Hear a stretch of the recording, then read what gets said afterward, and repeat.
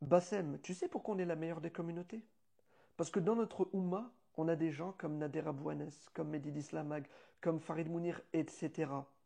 Pourquoi? Parce que eux, ils ordonnent le convenable et ils interdisent le blâmable. Et le problème, dans ton discours, Bassem, tu sais ce que c'est? C'est qu'à chaque fois, tu te sers des phrases comme «Non mais moi je suis pas un exemple, moi je fume des khnouf, moi j'insulte des grands-mères». Voilà, et tu te sers de ça pour dire que tu n'es pas un exemple. Mais Bassem, mon frère, tu es un exemple. Tu sais pourquoi tu es un exemple? Car tu es musulman. Et un musulman, mon frère, c'est quelqu'un qui est ambassadeur de sa religion. Et en plus de ça, mon frère, toi, tu es une personnalité publique. Tu es suivi par des centaines de milliers de gens. Toi aussi, tu es un imam. Toi aussi, tu guides les gens. Toi aussi, tu véhicules un message. Mais à la différence que les imams, eux, prêchent la parole d'Allah et la parole du prophète Mohammed, alayhi salatu wassalam, alors que toi, malheureusement, mon frère, qu'est-ce que tu prêches? Quel est ton message? Quel message ici tu véhicules?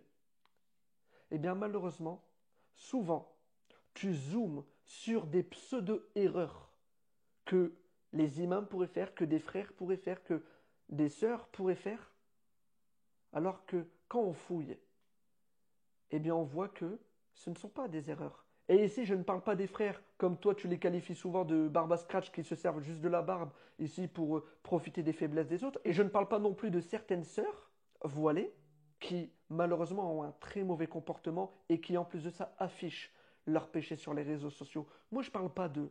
Nous, on parle des gens normaux, des gens qui sont musulmans dans l'âme et qui ont pour unique but de cheminer vers Allah. Et ici, c'est vrai que tu es assez humble pour dire que tu n'es pas un exemple. Mais malheureusement, de l'autre côté, tu as toujours un avis à donner par rapport aux gens religieux qui, eux, essayent de faire bouger les choses. Et ici, c'est trop facile de rester dans les tribunes et de dire ouais, lui, c'est pas joué. Mon frère, t'es musulman, viens sur le terrain, participe à cet effort collectif.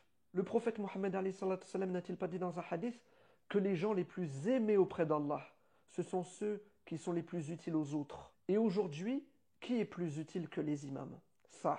Ils sont là à faire les khutbahs du Jumu'ah, ils font des conférences, ils aident des associations humanitaires, ils règlent les problèmes de couple, ils éduquent nos enfants, ils sont là au janaza pour ici remonter le moral aux familles.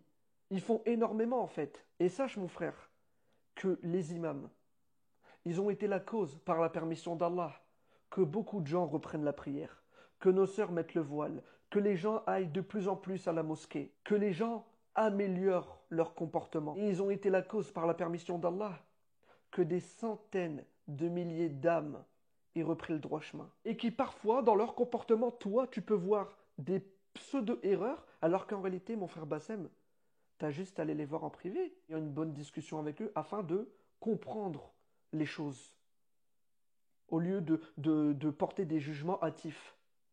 C'est pas bien de faire ça.